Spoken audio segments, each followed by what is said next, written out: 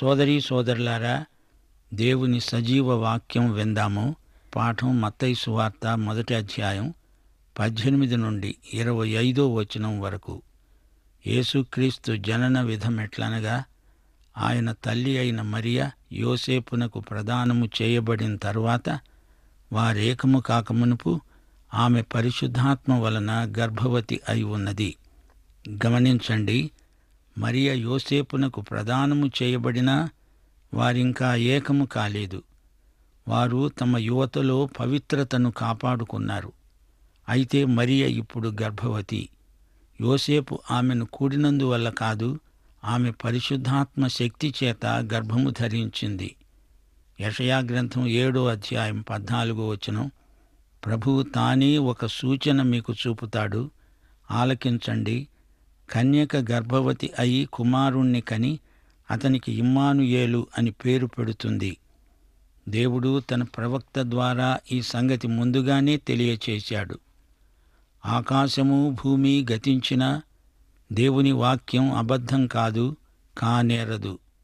అయితే కన్యక గర్భం ధరించటమేమిటి? ఇది ఎలా జరిగింది అంటూ అడిగేవారు అనేకులున్నారు. జాగ్రత్తగా వినండి. వారు ఏకము కాకమునుపే ఆమె పరిశుద్ధాత్మ వల్ల గర్భవతి అయింది. ఆమె గర్భధారణ శరీరరీతిగా సృష్టి ధర్మాన్ని అనుసరించి జరిగింది కాదు, అది పరిశుద్ధాత్మ జరిగించింది. యోసేపు ఎలాంటివాడు? ఆమె భర్త అయిన యోసేపు నీతిమంతుడై ఉండి ఆమెను అవమానపరచనొల్లక రహస్యముగా ఆమెను విడనాడనుద్దేశించాడు. వాస్తవానికి మోషే ధర్మశాస్త్రం ప్రకారం ద్వితీయోపదేశకాండం 22వ అధ్యాయం 23, 24 వచనాలలో రాసి ఉన్నట్లు, మరియ కన్యకగా ఉండి గర్భిణి కావటం వల్ల రాళ్లతో కొట్టి ఆమెను చంపాలి. యోసేపునకు ఈ విషయం ఎంతో మనస్తాపం కలిగించింది. అతడెంతో మంచి మనిషి. మరియ శీలాన్ని శంకించి అందరికీ చెప్పలేదు. ఈ సంగతి రహస్యంగా ఉంచాడు. ఆమెకు ఎట్టి కీడు కలగకూడదని ఆశించాడు. ఆమెను అవమానానికి గురి చేయలేదు. యోసేపు నీతిమంతుడు. అలాంటి పరిస్థితిలో మరొకరైతే ఆమెను ధర్మశాస్త్రం విధించే తీర్పునకు అప్పగించి ఉండేవారే. బైబిలులో యోసేపు అనే పేరు గల వ్యక్తులు 10 మంది ఉన్నారు. అయితే వారిలో బహు కొద్ది మంది మాత్రమే ఈ యోసేపులాగా నీతిమంతులు, విశ్వసనీయులు. ఈ యోసేపు ఎవరికీ ఎట్టి కీడు తలపెట్టడు. 20వ వచనం, యోసేపు ఈ సంగతులను గూర్చి ఆలోచిస్తూ ఉండగా ప్రభువు దూత స్వప్నమందు అతనికి ప్రత్యక్షమయ్యాడు. అన్నాడు, దావీదు కుమారుడవైన యోసేపు, నీ భార్య అయిన మరియను చేర్చుకోవటానికి భయపడకు. ఆమె గర్భం ధరించింది అంటే అది పరిశుద్ధాత్మ వల్లనే కలిగింది. శ్రోతలు వింటున్నారా? వాస్తవానికి యోసేపు హృదయంలో ఎంతో ఆందోళన ఉంది. రహస్యంగా మరియను విడిచిపెట్టేస్తే సరిపోతుంది అనుకున్నాడు. అయితే ప్రభువు దూత యోసేపునకు కనపడి అతణ్ణి ఎంతో ధైర్యపరిచాడు. మనలను అధైర్యం ఆవరించినప్పుడు, అల్పవిశ్వాసం మనలను కుంగదీస్తున్నప్పుడు దేవుని ఆదరణ, ప్రోత్సాహము మనకెల్లప్పుడూ ఉంటాయని మరువకండి. దేవుని మహిమకు ఎన్నడూ భంగం వాటిల్లదు. కొత్త నిబంధనలో మొట్టమొదటిసారి భయపడకు అనే మాట ఈ అధ్యాయంలో వినపడుతోంది. మనము దేనికి ఎవరికీ భయపడనక్కర్లేదు. ప్రభువు నీతో నాతో ఉన్నాడు. ఇప్పుడు మత్తయి సువార్త 1వ అధ్యాయం 21వ వచనం వినండి. ఆమె ఒక కుమారుణ్ణి కంటుంది. తన ప్రజలను వారి పాపముల నుండి ఆయనే రక్షిస్తాడు గనుక ఆయనకు యేసు అని పేరు పెడతావు అన్నాడు దేవదూత. యేసు అంటే రక్షకుడు అని అర్థం. యేసు నామం ఎంతో మధురం. రక్షకుని పేరు యేసు. సర్వమానవత, సమస్త మానవులు పాపములో పడి ఉండగా దేవుడు ఈ లోకంలో జన్మించాడు. ఈయనే యేసు.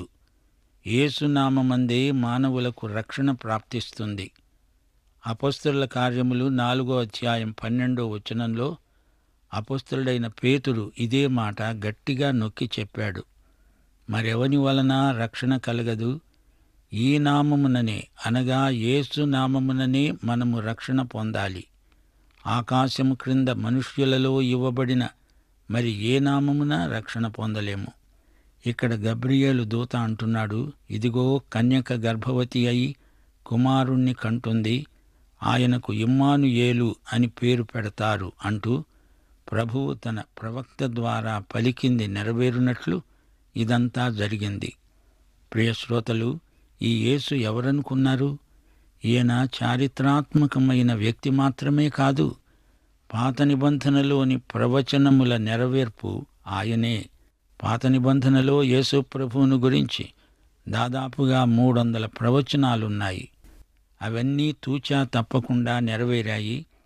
ఇతర సువార్తికుల కంటే మత్తయి ఎక్కువగా పాత నిబంధన ప్రవచనాలను పేర్కొన్నాడు. క్రీస్తు జీవిత చరిత్రనే కాదు, దేవుని ప్రవచనాలు యేసు జీవితంలో ఎలా నెరవేరాయో మత్తయి సువార్త తేటగా చూపుతుంది. 2 కొరింథీ 1:20 అన్నట్లు, దేవుని వాగ్దానాలు ఎన్ని అయినా అన్నీ క్రీస్తునందు అవును అన్నట్లే ఉన్నాయి. మన అనుదిన జీవితంలో దేవుడు మనకిచ్చే వాగ్దానాలలో ఏ ఒక్కటి వీగిపోదు, నిరర్ధకం కాదు. మన దేవుడు ఎప్పుడూ మాట తప్పడు. దేవుని ప్రతి వాగ్దానం ఎప్పుడో ఒకప్పుడు మన జీవితంలో తప్పకుండా నెరవేరుతుంది. అయితే మనకు విశ్వాసం ఉండాలి. ఆయన వాక్యానికి మనం విధేయులమై ఉండాలి. ఆయన సమయం కోసం కనిపెట్టుకొని ఉండాలి. ఈ విధంగా మనము దేవుని వాగ్దానాలను స్వతంత్రించుకోగలుగుతాము.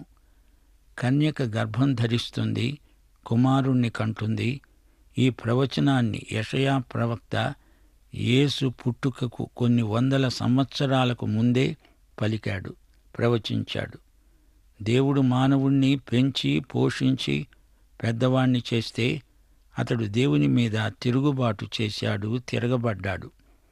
యెషయా గ్రంథం 1వ అధ్యాయంలో దేవుడు తన ఆశాభంగాన్ని వ్యక్తం చేస్తూ అన్నాడు, ఎద్దు తన కామందును ఎరుగును, గాడిద తన స్వంతదారుని దొడ్డిని తెలుసుకుంటుంది, గాని నా ప్రజలు వివేచించరు, వారికి తెలివి లేదు. యెషయా గ్రంథం 7వ అధ్యాయం 14 గొప్ప ప్రవచనం పలికాడు.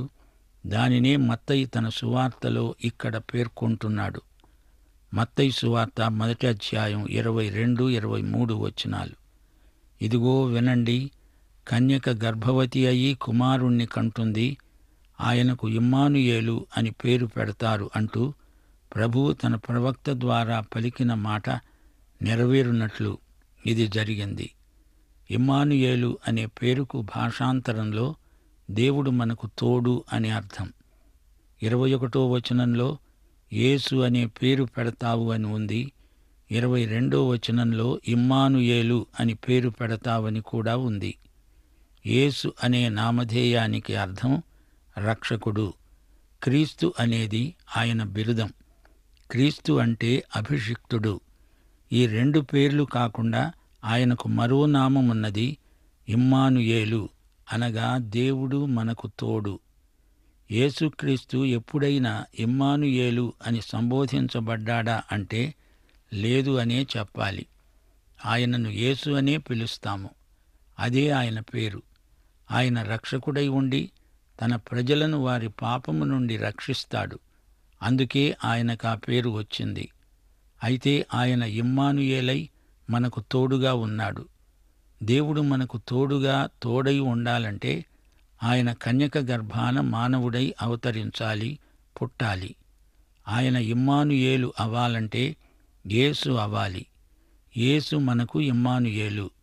మనకు తోడై ఉన్న ఇమ్మానుయేలు రక్షకుడై యేసుగా జన్మించాడు. యేసు రక్షకుడై ఇమ్మానుయేలుగా మనతో ఉన్నాడు. మనతో ఉండడానికే ఆయన రక్షకుడై జన్మించాడు. మన యేసు మనకు ఇమ్మానుయేలు. ఆయన యేసు అని పిలువబడుతున్నాడంటే ఆయన దేవుడై మనతో ఉండడమే కారణం. యేసు మానవుడుగా ఈ భూమిపై అవతరించడం అనే ఈ గొప్ప సత్యం బైబిల్ అంతటిలోకి అద్భుత సంఘటన. ఆయన లోకరక్షకుడవ్వాలంటే మన మధ్యకు వచ్చి మనతో ఉండే ఇమ్మానుయేలు అవ్వాలి. అందుకు ఆయన కన్యక గర్భాన జన్మించాలి. పాపభూయిష్టమైన ఈ లోకంలో జీవించే సమస్త మానవులకు తోడుగా ఉండడానికి యేసు ప్రభు ఈ లోకానికి వచ్చాడు. మానవ చరిత్రలో ప్రవేశించాడు. ఇదే సత్యాన్ని యోహాను తన సువార్తలో 1వ అధ్యాయం 14వ వచనంలో వ్యక్తం చేస్తూ అన్నాడు, ఆ వాక్యము శరీరధారి అయి కృపాసత్య సంపూర్ణుడుగా మన మధ్య నివసించాడు. ఇమ్మానుయేలు, తండ్రి వలన కలిగిన అద్వితీయ కుమారుని మహిమవలె మనము ఆయన మహిమను కనుగొన్నాము. దేవుని వద్ద ఉన్న వాక్యం శరీరధారి అయి మన మధ్య నివసించడానికి వచ్చింది. ఇమ్మానుయేలు. ఇదే భావాన్ని అపొస్తలుడైన పౌలు వ్యక్తం చేస్తూ అన్నాడు, ఫిలిప్పి 2వ అధ్యాయం 6 నుండి 8వ వచనం వరకు. ఈయన దేవుని స్వరూపము గలిగిన వాడై ఉండి దేవునితో సమానముగా ఉండడము విడిచిపెట్టకూడని భాగ్యమని ఎంచుకొనలేదు గాని, మనుషుల పోలికగా పుట్టి దాసుని స్వరూపము ధరించుకొని తనను తాను రిక్తునిగా చేసుకున్నాడు. ఆయన ఆకారమందు మనుష్యుడుగా కనబడి మరణము పొందేటంతగా, అనగా శిలువ మరణము పొందేటంతగా విధేయత చూపినవాడై తనను తాను తగ్గించుకున్నాడు. యేసు ప్రభువు వంశావళి మనలాంటిది కాదు. ఆయన మనలాగా పుట్టినవాడు కాడు. ఆయన వాగ్దానం చేయబడిన మెస్సియా. ఆయనను గూర్చి ప్రవక్తలు ప్రవచించారు. మానవుడై జన్మించిన యేసు ప్రభువే మెస్సియా. యేసు ప్రభువుకు శరీరరీతిగా మరియ తల్లి, గాని మరియ మాతృత్వం కాదు, దేవుని పితృత్వం పరిశుద్ధాత్మ ద్వారా మనకు క్రీస్తును రక్షకునిగా ప్రసాదించింది. పరిశుద్ధాత్మ వలన జన్మించటం ద్వారా యేసు లోకరక్షకుడయ్యాడు. మరియను పరిశుద్ధాత్మ దేవుడు క్రమ్మటం వల్ల తన వంశావళి నుంచి వచ్చిన ప్రతి పాపము తొలగించబడింది. ఆమె శిశుప్రసూతి ద్వారా రక్షించబడింది. శిశుప్రసూతి అంటే మరియ కన్న శిశువు యేసుక్రీస్తు. మత్తయి సువార్త 1వ అధ్యాయం 24వ వచనం, యోసేపు నిద్ర మేలుకొని ప్రభువు దూత తనకు ఆజ్ఞాపించిన ప్రకారము లేచి తన భార్యను చేర్చుకున్నాడు. యోసేపు విధేయత ఎంతైనా గుర్తించదగింది. యోసేపు దేవదూతతో వాదించలేదు. తన స్వంత జ్ఞానాన్ని బట్టి గాని శాస్త్రీయ విజ్ఞానమును గాని ఆధారం చేసుకొని ఎదురు ప్రశ్నలు వెయ్యలేదు. దేవుని కార్యములు మానవుని ఊహకు అతీతమైనవి. భౌతిక శాస్త్రీయ విజ్ఞానానికి అంతుపట్టనివి. అయితే దేవుణ్ణి ఎరిగిన వారు మాత్రమే ఆత్మ ద్వారా వాటిని అర్థం చేసుకుంటారు. 1 కొరింథీ 2వ అధ్యాయం 11వ వచనం, ఒక మనుష్యుని సంగతులు అతనిలో ఉన్న మనుష్యాత్మకే గాని మనుష్యులలో మరి ఎవరికి తెలుసు? అలాగే దేవుని సంగతులు దేవుని ఆత్మకే గాని మరెవరికీ తెలియవు. ఈ పరమసత్యం మనం గుర్తించి తీరాలి. ప్రకృతి సంబంధి అయిన మనుష్యుడు దేవుని ఆత్మ విషయాలను అంగీకరించడు. అవి అతనికి వెర్రితనంగా ఉన్నవి. అవి ఆత్మానుభవము చేతనే వివేచించదగినవి గనుక అతడు వాటిని గ్రహింపజాలడు. ఆత్మ సంబంధి అయినవాడు అన్నిటినీ వివేచిస్తాడు గాని అతడు ఎవని చేతనైనా వివేచించబడడు. ఇక్కడ యోసేపును చూడండి. అతడు నీతిమంతుడై ఉండి ఆత్మ సంబంధమైన దేవుని సంగతుల ఎడల విశ్వాసముంచినవాడు గనుక తనకు ప్రదానము చేయబడిన మరియను చేర్చుకోవటానికి సమ్మతించాడు. అలాగే ఈ రోజుల్లో కూడా వివాహానికి ప్రదానం చేసుకునే వారికి కూడా ఇలాంటి మనసు ఉండాలి. ఇద్దరూ క్రీస్తునందు నీతిమంతులై ఉండాలి. అనగా క్రీస్తునందలి విశ్వాసము వారిని నీతిమంతులుగా చేసి ఉండాలి. యేసు ప్రభువును రక్షకునిగా ప్రభువుగా అంగీకరించిన వారై నీతిమంతులని దేవుని చేత పరిగణించబడిన వారై ఉండాలి.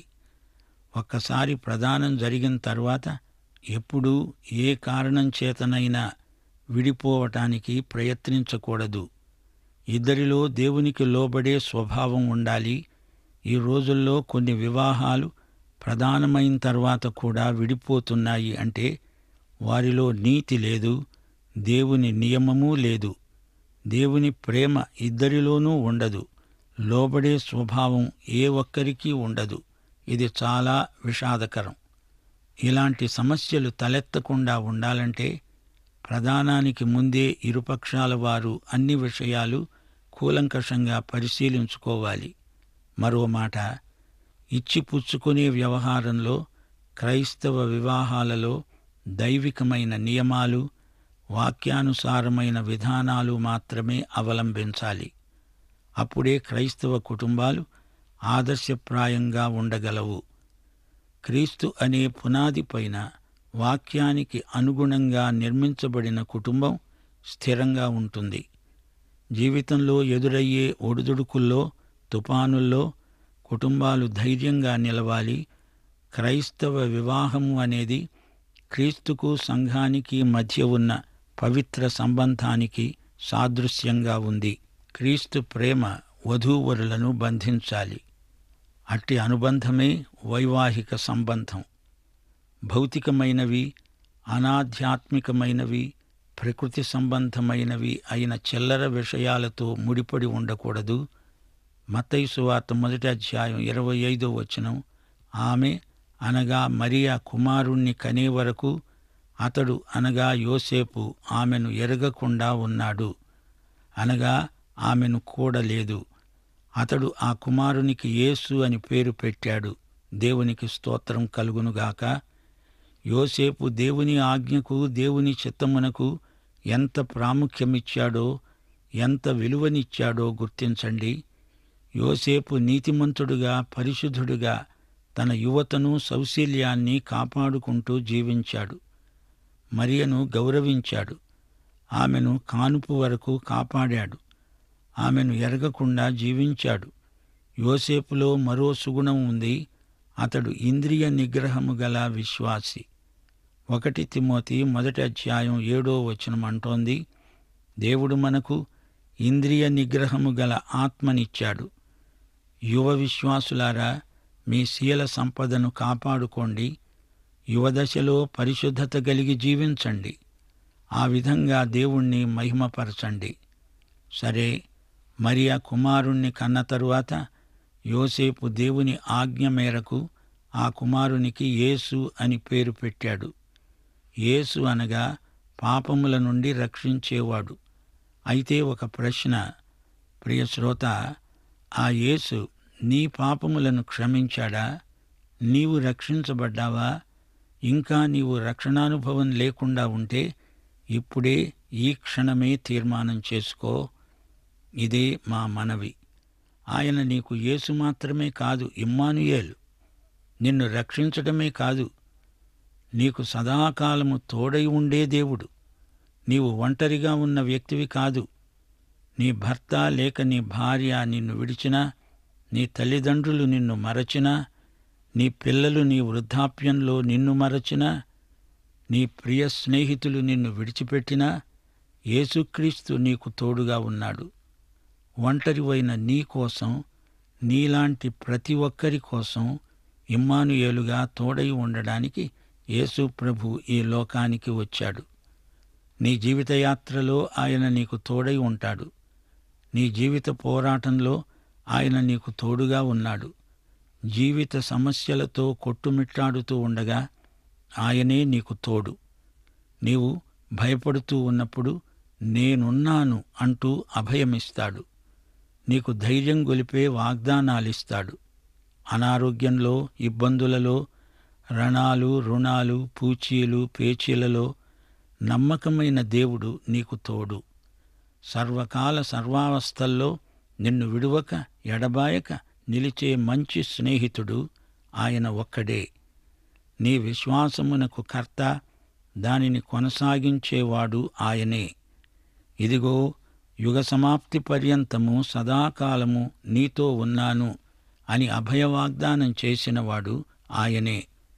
ప్రియ సోదరుడా, సోదరి, నీ తీర్మానం మీదనే నీ నిత్య భవిష్యత్తు ఆధారపడి ఉంది. ఈ పాఠం ముగింపులో ఒక్క మాట. లూకాసు వార్త 1:38 మరియా అన్నది, నేను ప్రభువు దాసురాలను, నీ మాట చొప్పున నాకు జరుగునుగాక.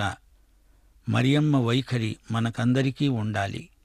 దేవుని మాట చొప్పుననే నీకు నాకు మనందరికీ జరుగునుగాక. మన స్వంత ఆలోచనలు, ప్రణాళికలు, మన భవిష్యత్తు అంతా ఆయనకే నిర్నిబంధంగా అప్పగించడం మనకు మేలు, శ్రేయస్కరం. దేవుని చిత్తానికి మన చిత్తం అప్పగించి నిశ్చింతగా ఉండిపోగలం. మత్తయి సువార్త అంతటా పరిశుద్ధాత్మ యేసు ప్రభువు జీవితంలో ఎంత ప్రముఖ పాత్ర వహించాడో ఆత్మనేత్రాలు తెరిచి చూడండి. మత్తయి సువార్త 1వ అధ్యాయం 18, 20 వచనాలు. మరియా పరిశుద్ధాత్మ వలన గర్భవతి అయింది. ప్రభువు దూత స్పష్టం చేశాడు. ఆమె గర్భము ధరించింది, పరిశుద్ధాత్మ వల్లనే కలిగింది. యేసు జన్మ పరిశుద్ధాత్మ వల్ల కలిగింది. మత్తయి సువార్త 3వ అధ్యాయం 16వ వచనం. యేసు బాప్తిస్మము పొందిన వెంటనే నీళ్లలో నుండి ఒడ్డుకు వచ్చాడు. ఇదిగో ఆకాశము తెరువబడింది. దేవుని ఆత్మ పావురము వలె ఆయన మీదికి వచ్చాడు. 4వ అధ్యాయం 1వ వచనం. యేసు అపవాది చేత శోధించబడడానికి ఆత్మ వలన అరణ్యమునకు కొనిపోబడ్డాడు. మత్తయి సువార్త 12వ అధ్యాయం 28వ వచనం. ప్రభు అన్నాడు, దేవుని ఆత్మ వలన నేను దయ్యములను వెళ్ళగొడుతున్నాను. మత్తయి సువార్త గ్రంథం ముగింపులో ప్రభువు ఇచ్చిన అభయ వాగ్దానం మా శ్రోతలకు మరోసారి జ్ఞాపకం చేయగోరుతాము. ఇదిగో, యుగ సమాప్తి వరకు సదాకాలము మీతో ఉన్నాను. ఇమ్మానుయేలును నేనే. ప్రభువైన యేసుక్రీస్తు వారి కృప, తండ్రి అయిన దేవుని ప్రేమ, పరిశుద్ధాత్మ యొక్క అన్యోన్య సహవాసము మనకు నిత్యత్వము పర్యంతము తోడై ఉండునుగాక. ఆమేన్.